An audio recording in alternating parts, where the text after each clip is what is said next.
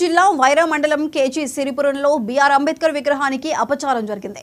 విగ్రహం చూపుడు వేలు ముక్కును గుర్తు తెలియని వ్యక్తులు ధ్వంసం చేశారు. విగ్రహాన్ని ధ్వంసం చేసిన వ్యక్తులపై చర్యలు తీసుకోవాలని దళిత సంఘం నాయకులు డిమాండ్ చేశారు. ధ్వంసం చేసిన వారిపై చర్యలు తీసుకోవాలని దళిత సంఘం నాయకులు పోలీస్ స్టేషన్లో ఫిర్యాదు చేశారు.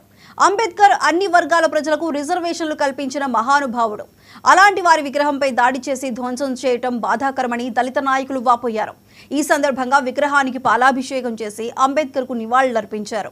సంఘటనా స్థలాన్ని వైరా ఎస్ఐ రామారావు పరిశీలించి కేసు నమోదు చేశారు. దానిపై ఎఫ్ఐఆర్ కడతానంటేనే ఇప్పుడు మేము పోలీస్ స్టేషన్ కి వచ్చాము.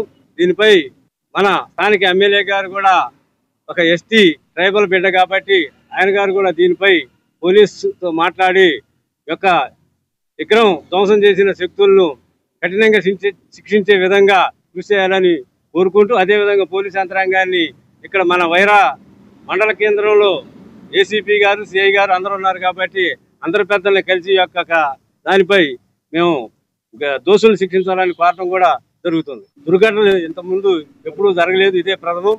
ఈ యొక్క విగ్రహ విధ్వంసంపై మేము పోలీసుకి కంప్లైంట్ చేయడం జరిగింది. ఈ ఘటనపై ఎస్ఐ గారు మా గ్రామాన్ని సందర్శించడం జరిగింది.